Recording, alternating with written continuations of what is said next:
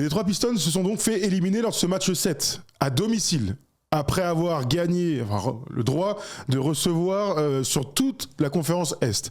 Déjà, on peut le dire ensemble, alors que c'est le deuxième match 7 qu'ils ont joué pendant ces playoffs, quoi qu'il arrive de perdre de cette manière-là, d'autant plus, à domicile, un match 7, ça te coupe toujours un petit peu les jambes. Il y a des raisons évidemment, mais il y a quand même ce résultat brut qui est terrible. Mais évidemment qu'au sortir du match 7 où tu prends une branlée à domicile, bah, tu vas pas dire ah, les gars, ça va, elle était cool la saison. Donc on va leur laisser le temps de gérer. Moi par contre, je vais dire bravo les gars, elle est bonne votre saison. Et il va falloir capitaliser là-dessus. Très bonne saison régulière, surdominer la conférence Est où il y avait plein d'équipes qu'on attendait, pas forcément les Pistons aussi haut. Donc il y a plein de choses. Il y a aussi l'une des plus grandes certitudes, c'est que Cade Cunningham est un top 3 meneur de la ligue, un candidat MVP, il est magnifique. Voilà, maintenant, pour moi, finalement, c'est la bonne addition cette saison-là. C'est que ils ont montré que maintenant qu'ils appartenaient au très haut de la ligue. Ils finissent la saison sur une mauvaise note, donc ils vont avoir la haine tout l'été en se disant qu'est-ce qui nous manque. Et donc ils vont revenir l'année prochaine en se disant là pour le next step, c'est une finale de conf ou jouer les finales NBA. Et ça, je trouve que dans la construction d'une équipe, de cette équipe-là, ben on est plutôt dans les temps. Tout le monde n'est pas les Spurs, tout le monde n'a pas Victor Wembanyama. Non, ça c'est clair, t'as raison. Et il y a une progression linéaire, un premier tour de playoff avec des victoires, un deuxième tour de playoff. T'as raison, cette amertume qui va rester longtemps. Hein. On les connaît, les équipes qui n'arrivent pas à passer ce cut. Regarde Cleveland, comment ils a défoncé ces dernières années.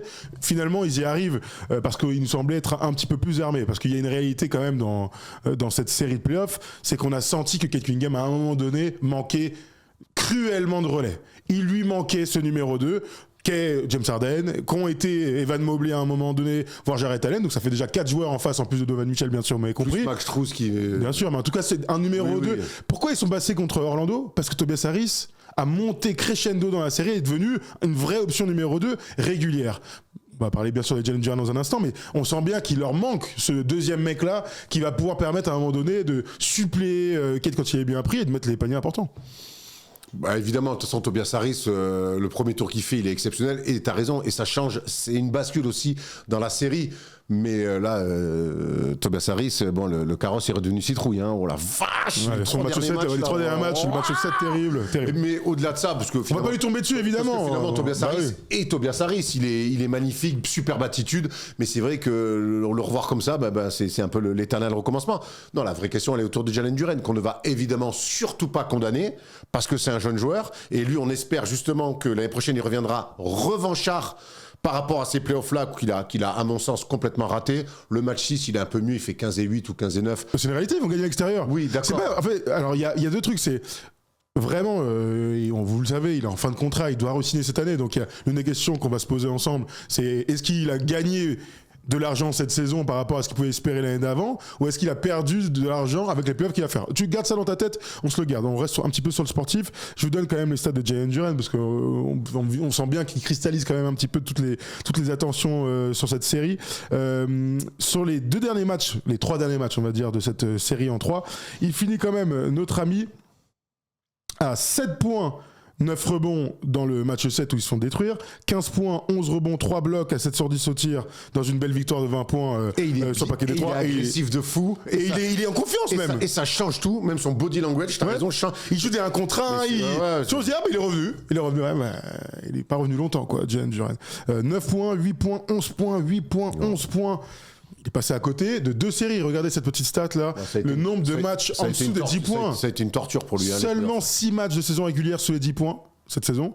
Et 7 matchs sur 14 de jouer dans cette post-season. C'est terrible quand même. Hein. Moi, ce que j'aime dans ces histoires-là, c'est que, mec, maintenant, on va t'attendre revanchard. Moi, je pense que Jalen Duren, dans l'attitude, par moment, c'est un peu perdu. Oui, c'est un dur. Oui, c'est un mec qui aime aller au charbon, qui aime même aller jusqu'à la bagarre. On l'a vu. Pourquoi pas? Mais attention, ne te perds pas dans des choses trop extérieures. T'es encore un jeune joueur sur un poste dans lequel tu mets du temps à arriver à maturité. Hein. Le poste de pivot, c'est quand même le poste où tu mets le plus de temps à arriver à ton prime. Maintenant, je l'ai quand même vu par rapport à la saison régulière des Pistons. Je l'ai vu avoir des attitudes, faire un peu le fanfaron et se perdre un peu par moments sur des choses-là. Et quand tu es un jeune joueur de 22 ans, encore un peu frustre, même s'il progresse, voilà, remets-toi peut-être à l'ouvrage sur ton basket. Moi, je pense que ce qui lui est arrivé, c'est peut-être, j'espère en tout cas pour lui que c'est le malheur pour une meilleure chose, tu vois. Je sais pas. Oui, non, mais il doit s'en servir pour rebondir, quoi. Exactement, Tu veux dire, exactement. oui. C'est un mal pour un bien, il tu a veux dire. 22 ans, tu fais pas une saison régulière à 20 points par match avec l'impact qu'il a défensif comme ça par hasard. Il a tout dans les mains, il a tout ce qu'il faut. Maintenant, les délires un peu, je l'ai vu, chambrer des mecs, marcher sur des mecs, mettre des coups, il n'y avait pas besoin. Si tu veux jouer comme ça, il faut que tu sois psychologiquement au-dessus. Certains arrivent à le faire, les Draymond Green, mais à des âges qui étaient un peu plus avancés. Draymond Green, quand il était plus jeune, quand on fait à 22 ans, il n'était pas encore NBA, c'est ça que je veux dire. Mais même quand on fait la NBA Classic Game du début des Warriors, il est pas comme ça. Il est moins fou. Il est moins fou. Il est moins fou. Donc, si tu veux le faire plus tard, mais pour l'instant, remets-toi sur ton basket. Moi, j'ai aucun doute sur lui. Et c'est vrai que ça doit être lui, la deuxième option. Intérieur. Ouais. Ça veut pas dire qu'il va falloir aller chercher aussi un créateur. Il y a un mec qui peut mettre d'autres paniers à côté de Cade. Il y a Tom Chervino qui vient de m'envoyer une stat qui est drôle, on va le dire. Alors, Jalen Duren était à 19,5 points en moyenne lors de la saison régulière. Il est descendu à 10. Donc, c'est énorme, hein, presque 10 points de delta entre saison régulière et post-season. C'est énorme. C'est la plus grande chute depuis un certain Will Chamberlain. Depuis le mur de Berlin, j'allais dire. N'importe quoi. Depuis Will Chamberlain en 62, donc sa saison record, il est passé de 50 points par match en saison régulière à 35. Ouais. La stat n'a aucun sens. Bravo, on adore. Bon, évidemment, c'est pour le clin d'œil, mais ça montre quand même que 10 points d'écart, c'est assez terrible. En fait, il leur a manqué terriblement. Et le match 6, où il fait seulement 15 et 11. Ça change tout pour eux. 15, ça veut dire qu'il est encore en dessous de ses moyennes en saison régulière. Ça change tout dans l'agressivité, dans le combat qu'il a amené à Jarrett Allen notamment. Mais c'est vrai qu'il n'a pas réussi. Le peu de bons matchs qu'il a réussi à faire, il n'a jamais réussi à enchaîner. Mais maintenant, on sait qu'aussi, quand on joue les playoffs, il y a une préparation mentale. Et c'est des mecs de 22 piges. Il s'est peut-être vu trop beau. Il a peut-être été dépassé par les événements. Il y a eu peut-être un petit peu des deux. Moi, je peux pas croire que ce mec-là revienne pas plus fort. Oui, plutôt d'accord. Je te propose d'accueillir notre premier auditeur. On va dérouler la saison des Pistons, mais tout le monde a envie de parler de Jalen Duren. C'est quand même une folie. Et je vous vois dans le chat. Pardon ? Salut. Comment tu t'appelles ? Ça va ? Mehdi, c'est Mehdi qui nous a appelé. Salut Mehdi. Ça va Mehdi ? Bonjour Mehdi, ça va Mehdi ? Salut les gars, ça va ? Salut Mehdi. Ça va ? Ça va, au top. Fan des Pistons ? Ouais, c'est ça. Déçu ? Forcément, surtout de la manière. Tu m'étonnes, tu vois, on a commencé à en discuter, on parle de Jalen Duren, on en reparle dans un instant, mais dis-nous un petit peu toi comment tu as vécu ce match 7, enfin ce non-match 7, terrible. Alors, honnêtement, dès le départ, même avant que les Cavs fassent leur écart de plus 20 dans le deuxième quart-temps, j'ai pas l'impression qu'on jouait un game 7, j'ai l'impression qu'on jouait un match de fin de saison régulière en fait. Donc, honnêtement, j'ai pas cru dès le départ. Ouais, je me suis dit que l'équipe n'allait pas le faire. T'as raison, ça, on partage tous la même sensation sur les premières minutes. On voit bien qu'il y a quelque chose qui va pas. Ils ont les jambes lourdes, ils sont permissifs défensivement, ils prennent des dunks dans la gueule, ils donnent des paniers faciles. Bon, on sent, et offensivement, on sent que c'est très vite. On est déjà très vite dans les premières minutes sur Cade Cunningham et les autres au rebond, quoi.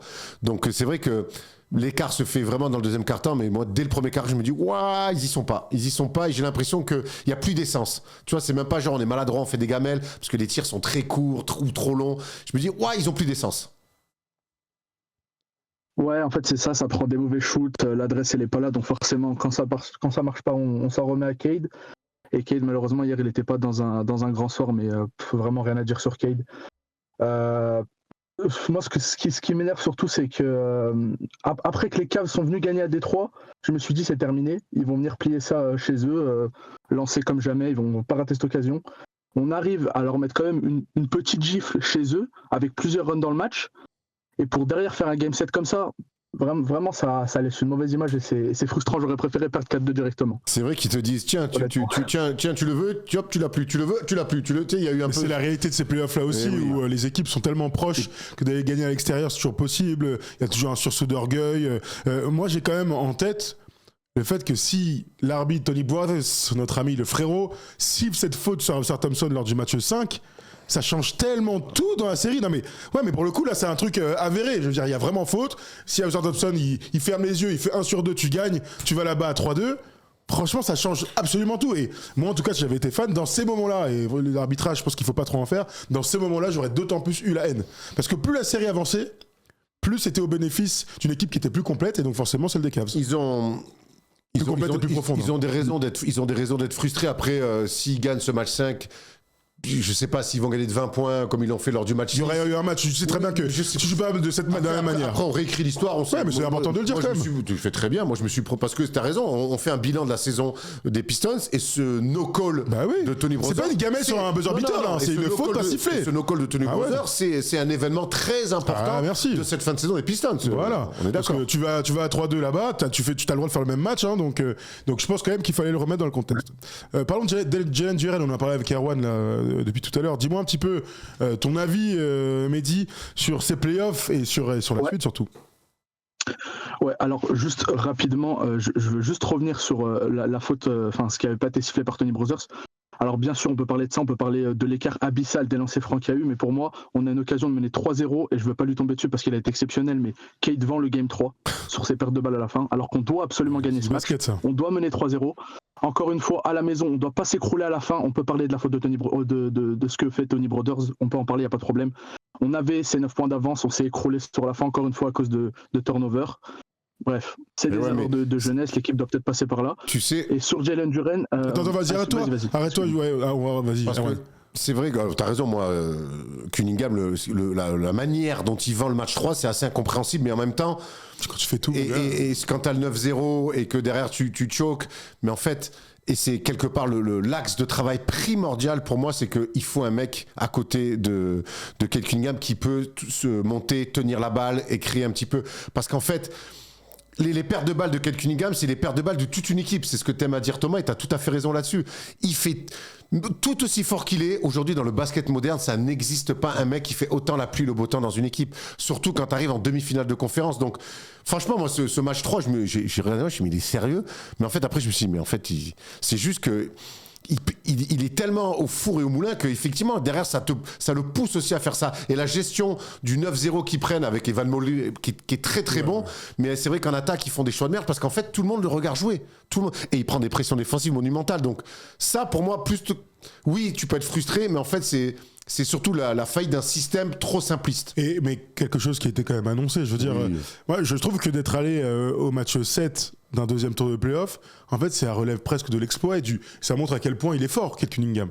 Parce que là où je vous rejoins, je pense qu'on est tous plutôt d'accord, Maradona 86, Iverson 2001, tu vois, des trucs comme ça où t'as l'impression qu'il y a un gars, et il y a un gars qui est comme ça et tous les autres ils sont en dessous et ils travaillent pour lui, ça n'existe plus dans le sport moderne, j'ai envie de te dire même. Là aujourd'hui, c'est que des gros collectifs, c'est que des équipes qui sont bien construites. Si on prend Luka qui est omnipotent, et il va en finale, il y a Kyrie à côté, les mecs.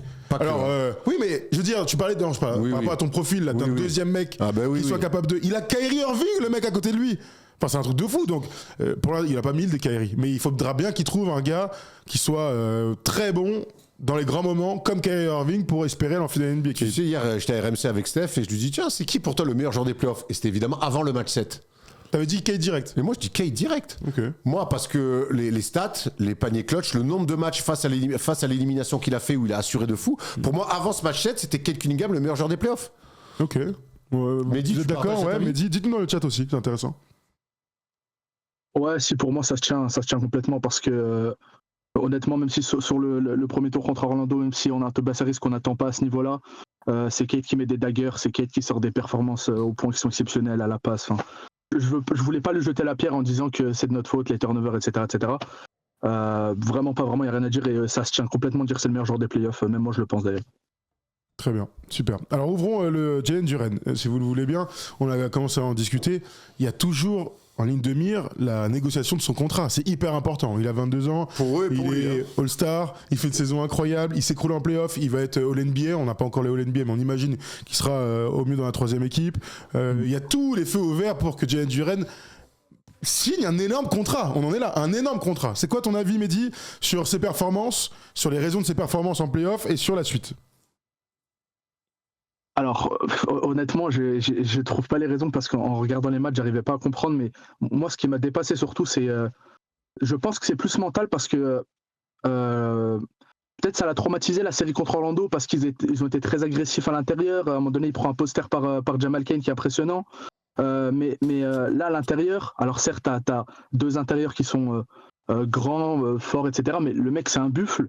Il a à aucun moment, à part sur certaines fulgurances comme au Game 6, à aucun moment il est parti rentrer dans Jarrett Allen. Et même, il sait jouer avec la balle. Il est capable de produire des choses. Et là, on l'a vu le faire que trop rarement. Mais moi, surtout, ce qui m'a énervé sur Jalen Duren et qui fait qu'il n'aura pas le contrat XXL qu'il attendait à avoir, parce que forcément, ses attentes doivent être revues à la baisse, c'est que, par exemple, au Game 4, il y a un moment donné où Cade fait un tir à 3 points, on est mené vraiment par Cleveland. Il est tout seul dans la raquette. Cade lui envoie le ballon et en fait, il le rate. Il est complètement à l'ouest. En fait, on a l'impression que sa tête n'était pas là. Et moi, c'est ça qui m'a surtout énervé, c'est que quand il était là, j'avais carrément peur en fait parce que je me disais à tout moment les Cavs vont pouvoir attaquer la raquette, ils vont pouvoir faire des drives facilement parce qu'il n'était pas dedans défensivement et c'est le minimum à faire quand tu n'arrives pas à attaquer, t'arrives pas à mettre des paniers, tu te dois d'être dedans défensivement et d'être à fond tout simplement. T'as raison de souligner que défensivement il a eu des oublis terribles et hier sur le match 7, le début de match il est catastrophique et c'est vrai que tu vois quand on parle de se reconcentrer sur son basket, c'est que c'est un jeune joueur et vu qu'en attaque il mettait pas les paniers qu'il mettait d'habitude, il a lâché. Au lieu de se dire attends je vais quand même faire les, tu vois, Victor, on compare des pivots, hein. Victor, quand il est moins adroit et tout, il défend toujours de la même manière. Ouais. Jalen Duren, on a l'impression que ses contre-performances offensives ont complètement affecté sa performance défensive et ça ne peut pas exister à haut niveau. Bah ça a impacté sa concentration globale dans le jeu, en fait. Il y a un truc qu'on n'avait pas prévu, c'est que dans une équipe où il y a Jalen Duren, Paul Reed, Isaiah Stewart, Jalen Duren soit le 3e meilleur pivot du groupe. Ça... J'avoue qu'on ne pouvait pas le prévoir en play-off. Aussi bon, soit nos 2 copains. Et Paul Reed le premier. Et oui, et Paul Reed le meilleur. Et celui qui finit les matchs. D'ailleurs, ça va être intéressant de voir quand tu vois Paul Reed là, ce qu'il fait en play-off. Ce bâtard là, putain, quel coquin celui-là. Il m'a bien fait fermer ma gueule, mais c'est le jeu et bravo à mon Polo. Mais est-ce que l'année prochaine, ce mec-là va accepter d'être encore 3e pivot ? Bah alors là, actuellement, en tout cas, je vous donne les contrats. Isaiah Stewart est à 15 millions cette année, 15 millions l'année prochaine. Il a une team option dans 2 ans, toujours à 15 millions. Jalen Duren donc va devoir re-signer. Vous allez nous dire quel est le montant idoine pour lui. Et Paul Reed, il a un contrat l'année prochaine à 5,6 millions non garanti, donc ils peuvent le cut. Ce serait un peu bête. Voilà. Donc ils sont sous contrat. Ce serait un peu bête de le cut. Il est sous contrat. Ouais. Oui, il est sous contrat. Mais bon, tu vois. Il va revenir. Voilà. Je pense que tous les 3 ils vont revenir, j'espère. Attention, honnêtement, c'est un mec que tu l'as dans ton effectif parce que il joue pas beaucoup sur le match. Non. Il joue pas, c'est assez curieux. Mais bon, on parlera de notre ami JB Bickerstaff et de certaines rotations. Mais finalement, quand il lance Paul Reed et il arrive enfin à trouver des solutions offensives avec son poste 5, mais il les remet pas assez sur le poste. Je sais pas, c'est bizarre. J'ai pas compris trop la gestion de Paul Reed. Isaiah Stewart, 6 minutes. Paul Reed, 8 minutes. C'est maigre, hein. Jalen Duren, 26 minutes. C'est maigre, hein. Ouais, c'est un peu maigre. On lui donne combien alors ? S'il demande le max, Jalen Duren, je suis All-Star, je suis NBA. 200 millions. 200 millions, on lui donne les 200 millions. Moi, je crois qu'aujourd'hui, je suis là, c'est là où je te rejoins pas trop, Mehdi. Aujourd'hui, Jalen Duren, par rapport au business, tu te dois lui donner le max. Si tu lui donnes pas le max, une équipe va le faire. Ça veut dire où tu vas t'aligner et où tu vas le perdre. Donc c'est impossible de le perdre. Le problème, c'est que si tu lui files pas le max, qu'une équipe lui donne le max et que tu dis finalement je m'aligne, ils vont se dire vous avez voulu me niquer, vous voulez pas me donner le max. Déjà que cette histoire de resignature, elle a mis du temps, c'est assez opaque ce qui se passe, on sait pas trop entre dans les. Tu vois, moi je pense que vas-y, on t'a drafté, tu fais partie de la famille, prends ton contrat max. Ah mais clairement, et moi j'ai vraiment pas envie de le perdre, Jalen Duren, donc ouais, forcément je pense qu'il va réussir à obtenir ce qu'il veut et quelque part, comme tu as dit, il faut le bloquer, on peut pas se permettre de le laisser partir aujourd'hui, surtout que là, si je peux entre guillemets lui trouver un avantage, enfin c'est quelque chose qui a pas réussi à être pallié par l'équipe, c'est que dans toute la série, dès que Jarrett Allen Evan Mobley arrivait à trouver Jarrett Allen, il se jetait instantanément et tout de suite il y avait l'espace derrière en fait. Donc il le fixait, Evan Mobley lâche la balle pour Jarrett Allen et c'est là où j'ai envie de parler un peu d'Isaiah Stewart, même si j'aime beaucoup Beef Stew. Je trouve que défensivement je sais pas ce qu'il avait globalement dans tous ses playoffs, mais j'ai pas retrouvé le Stew de la saison régulière et déjà qu'il a un déficit de taille qui a pu peser face justement aux 2 grands intérieurs de Cleveland. C'est là où peut-être aussi cet été, il faudra aller chercher un deuxième intérieur, peut-être plus grand, peut-être aussi plus impactant physiquement, qui pourra venir aider Jalen Duren face à des équipes qui t'as déjà 2 pivots sous contrat, après tu peux monter un trade. Mais ouais, c'est vrai que t'as 3 pivots undersize. Hein. Ouais. Et là, C'est une réalité, hein. Et là, contre Cleveland, tu vois, alors qu'ils sont grands en face, hein. Qui ont deux tiges et qui ont décidé en plus de s'y mettre. Mais c'est vrai qu'on n'a pas retrouvé le gros cœur d'Isaiah Stewart. Sans dire qu'il a été nul, mais on n'a pas. Il a mis des filoches. Oui, bah ouais, mais bon, c'est pas là qu'on l'attend. Non, pas vraiment. Mais après, c'est un joueur atypique, hein, sa manière de se mouvoir, son flow, c'est un joueur un peu atypique, mais c'est vrai qu'il d'habitude, il amène du cœur, de la rage et tout. Là, bon, il donnait des minutes, quoi. Bon, je vous propose de continuer sur les autres contrats et voir ce qu'on fait du coup, parce qu'ils sont à la recherche d'une deuxième option. Alors la bonne info, c'est que Tobias Harris et ses 33 ans et ses 26 millions de dollars toujours. Hein, vous avez vu je crois que Tobias Harris c'est le joueur qui a pris le plus d'oseille sans être All-Star. Je crois que Nico est deuxième, si Nico nous regarde. Bravo Nico. Bravo Nico, t'as bien fait. 26 millions, fin de contrat. Kevin Huerter, qu'on n'a pas vu avec ses blessures malheureusement, c'est un joueur de grand talent. 17 millions, fin de contrat. Huerter fait morale pour lui. Hein. Pardon ? Huerter fait morale. Clairement.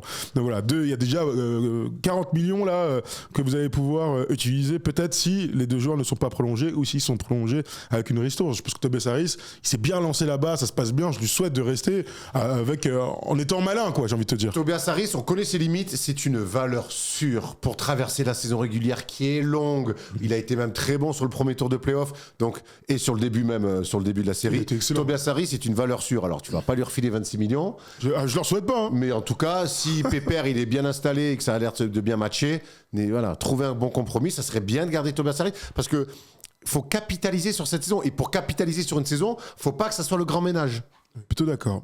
Duncan Robinson avait signé un contrat un petit peu chelou, il a 16 millions, et il a 15 millions et 15 millions à venir, enfin 2 années, mais c'est pas garanti, ils peuvent le tèche, donc à voir, on a vu toute la différence. C'est un drôle de contrat, ouais. Ouais, après, 15 millions, chaque 2 juillet, tu peux te faire virer. On a vu l'impact de Duncan Robinson, hein, quand il s'est blessé, alors ça a profité à Jenkins qui a été bon, mais quand il est revenu ensuite dans le match 6, il a un profil quand même que personne n'a. En fait, d'avoir Duncan Robinson, ça vous donne une menace et des systèmes, comme j'ai déjà dit à l'époque, qui te permettent d'exister. Je t'en prie, Mehdi, vas-y. Ouais, complètement. Surtout que sur le Game 6, justement, je sais pas si on surperformait grâce à ça, mais Danis, il apportait un petit peu Danis Jenkins de spacing parce que Cade le trouvait plusieurs fois dans le corner, donc il pouvait prendre des shoots, mais c'est clairement pas le spacing que Duncan il apportait. Après, je pense que vraiment la priorité, parce qu'il faut pas tout chambouler, comme vous disiez, c'est vraiment de trouver une deuxième option. Un meneur peut-être même plus petit que Cade, un mec qui est capable d'être beaucoup plus rapide quand il drive, parce que Cade, dans son efficience, quand il drive, je crois que ses pourcentages sont pas bons quand il drive. Enfin, il fait pas partie des meilleurs dans ce pourcentage-là. Donc un mec qui a un shoot extérieur fiable, qui est capable de relâcher la pression de Cade et en même temps d'attaquer la raquette. Vraiment ce serait super, et comme ça on peut garder Tobias Harris, parce que pour moi, comme Aaron a dit, c'est vraiment un mec fiable sur toute la saison régulière. Je veux pas le voir partir, mais pour être un vrai contender et vouloir aller au bout, c'est pas possible de l'avoir comme deuxième option ou troisième option même. Ce qui est fou, c'est qu'ils sont quand même des mecs référencés et d'impact, qui ont eu de l'impact partout où ils sont passés. Donc je parlais de Duncan Robinson, Kevin Huerter, qu'on a toujours vu bon, alors, jamais dans les projets de ouf, mais toujours été bon. Caris Levert, qu'on a revu ici ou là, parfois on n'a pas compris son utilisation à Caris Levert, 14 millions cette année, 14 millions l'année prochaine, donc il est sous contrat, on n'a pas trop compris.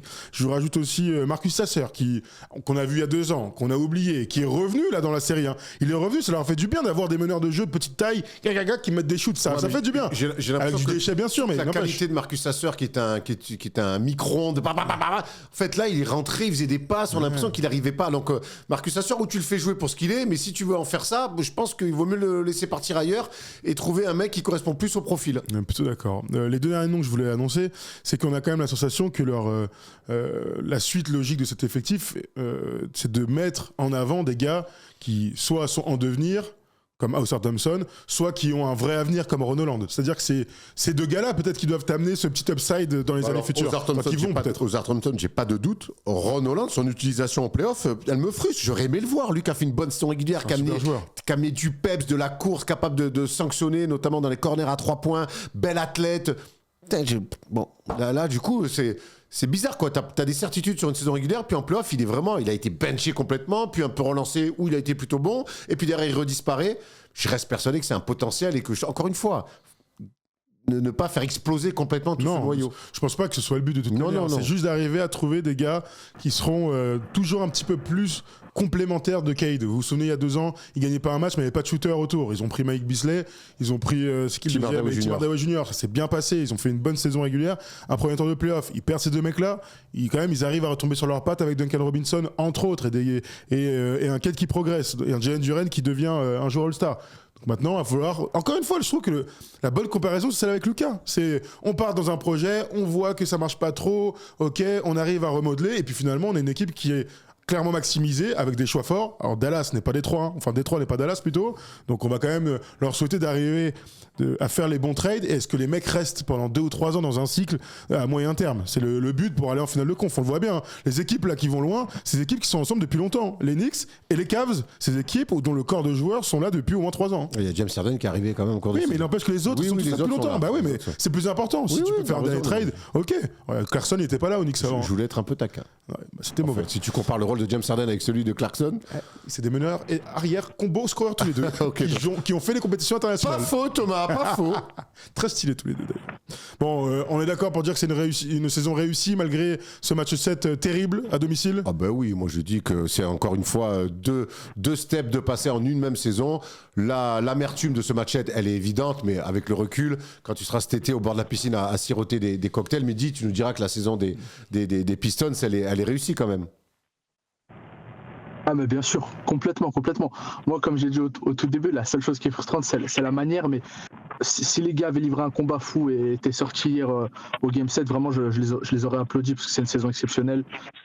Faut pas oublier d'où l'équipe revient, où elle était il y a 2 ans quand même. On va pas refaire l'histoire, on connaît bien les détails. Là, c'est vraiment une belle saison, il y a des belles choses à faire. Je suis très très hype par ce qui va se passer cet été. Et j'ai hâte de la suite. Je vais quand même le dire parce que tu as raison, on ne refait pas l'histoire, mais important de dire qu'il y a 2 ans, cette équipe avait gagné 14 matchs et que l'année dernière, 44, 60, cette année. Et la série de défaites historiques, c'était la risée de la NBA il n'y a pas si longtemps. Faut le dire. Et c'était il y a 2 ans. Et c'était déjà le projet de Cade. Voilà. 14 victoires, 17 victoires, 23 victoires, 20 victoires avant la dernière qualif en playoff, c'était en 2019. Donc c'est une équipe qui progresse tout à fait. Vraiment, et qui passe les marches 2 par 2. Il faut se servir de l'amertume, mais il faut surtout regarder ce qui se passe ailleurs. Il n'y a plus d'équipe où il y a un joueur et les autres. Les Cavs, c'est pas le cas.